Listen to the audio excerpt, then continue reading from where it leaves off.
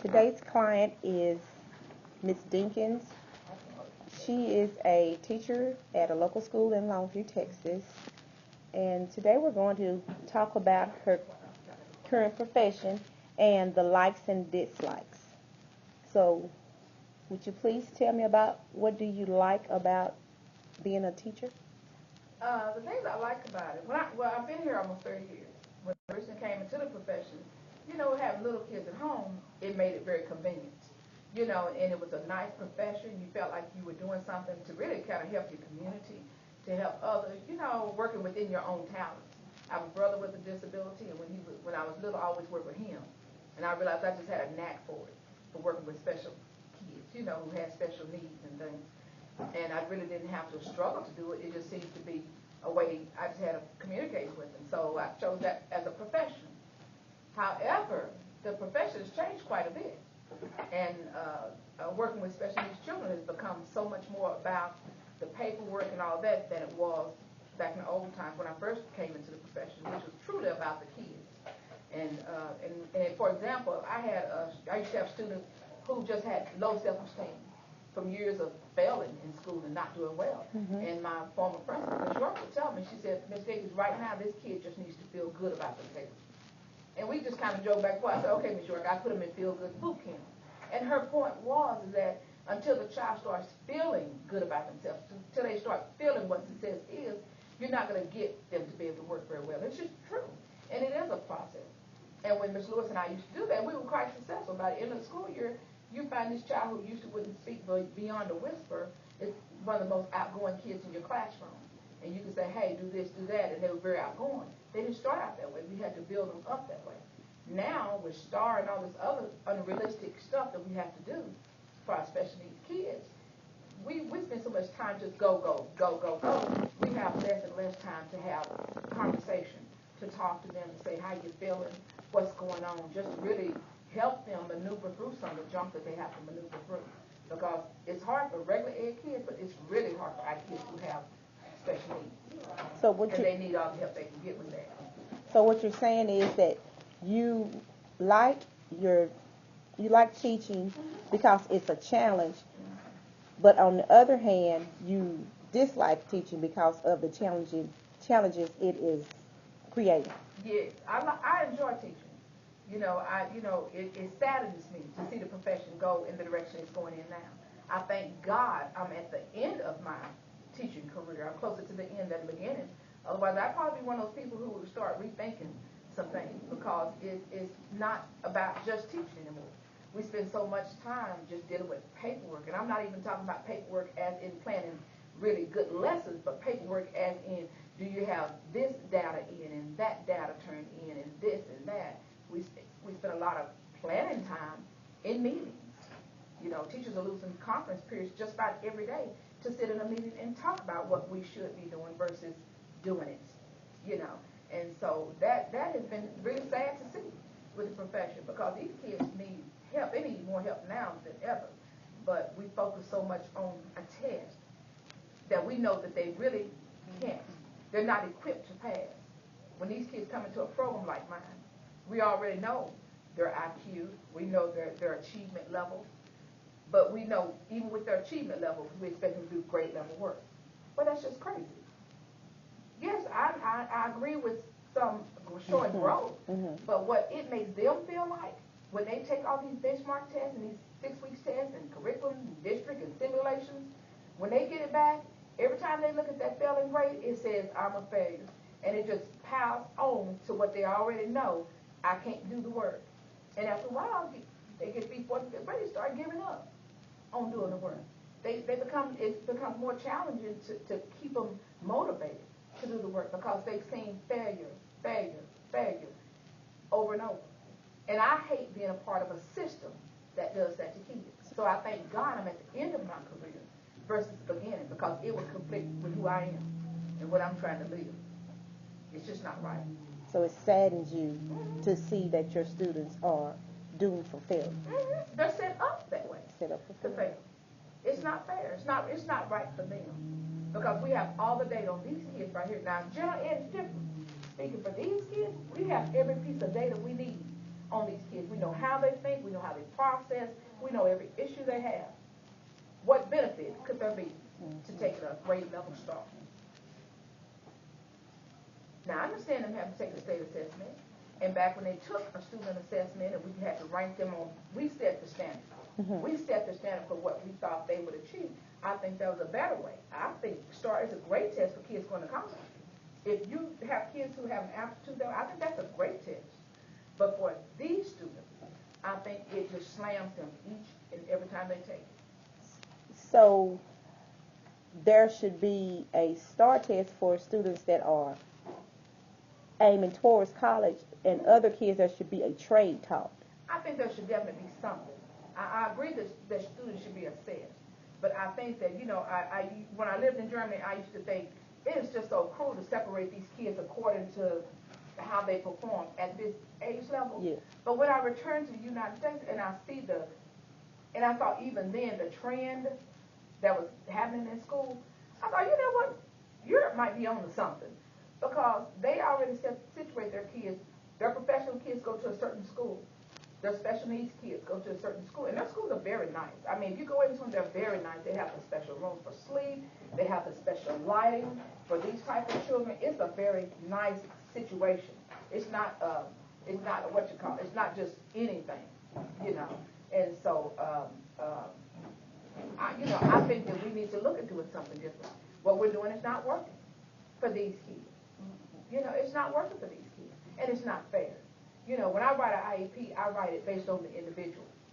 But then they get clumped into a group state test. Yeah. And I think that's something that needs to be thought about. There needs to be an opt-out, an ability to opt out. And yes, parents can opt their children out. Most parents just talk about it, they won't do it. Mm-hmm. The parents that we deal with won't do it. So, in a nutshell, if there was something that you could change about today's public school system, what would it be? State assessment, STAR. I take away state assessment. It's ruined a lot of what we do. The ability to think more creatively. It's just ruined a lot of it. And it's so sad to see, because even here in Bramlett, those of us who've been here a long time, listen to this. We used to do a lot more programs and have a lot more fun, and that stuff was more meaningful to these kids. This RTI business of take them through all this. Sure, it's a great thought, and the theory I think is great behind it.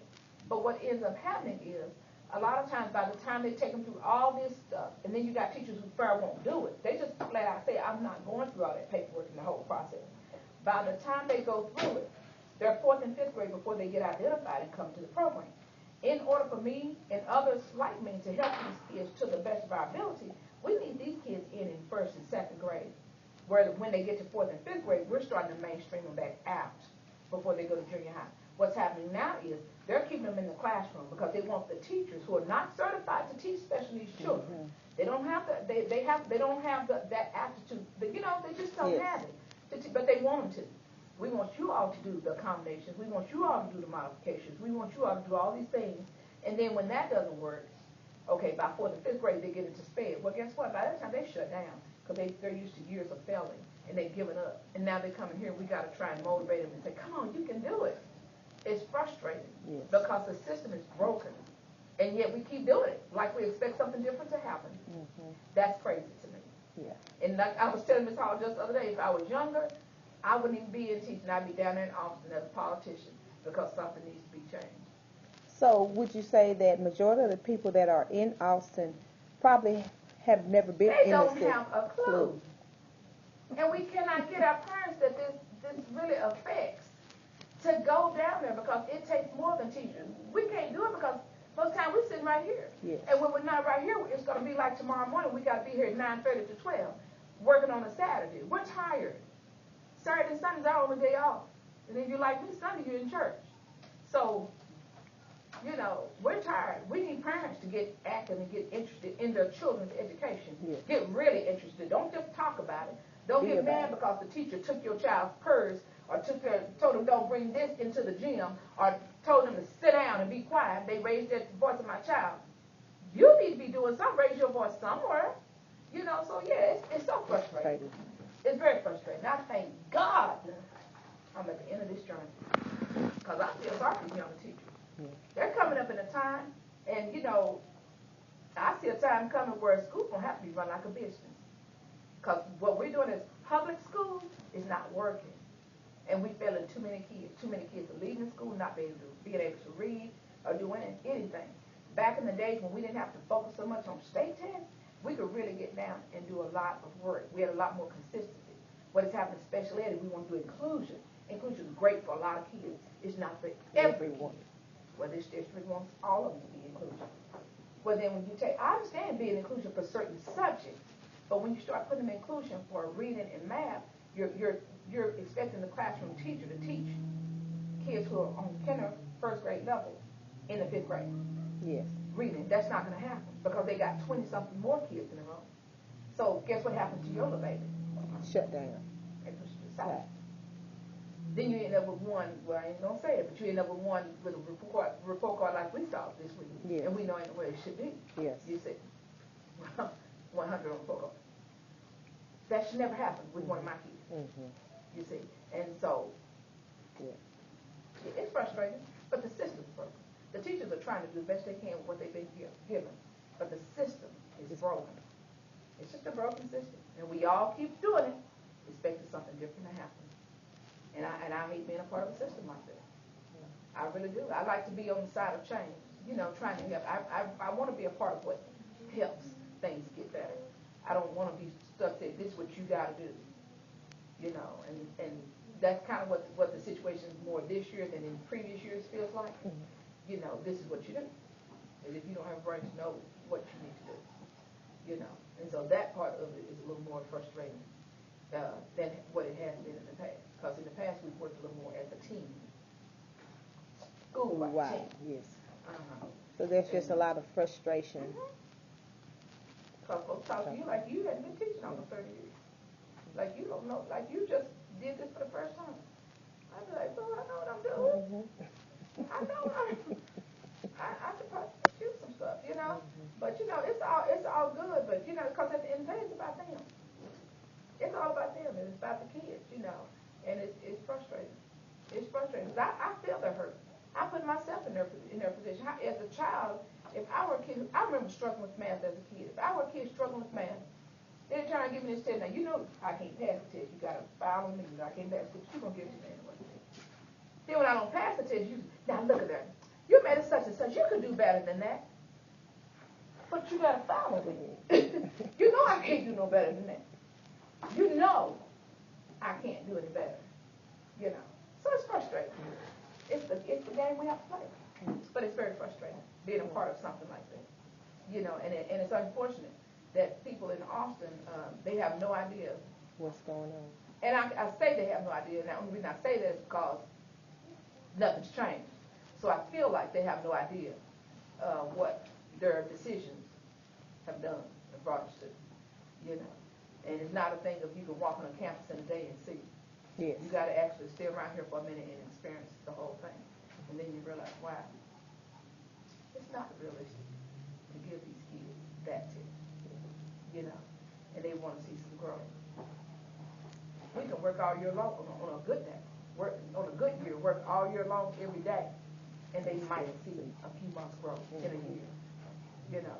And so now what that translates into on a start, I don't know. But I know that on this end right here, when they take these tests and I'm looking at these words, I'm like, really? You know. So we do what we have to do. Yeah. Thank you.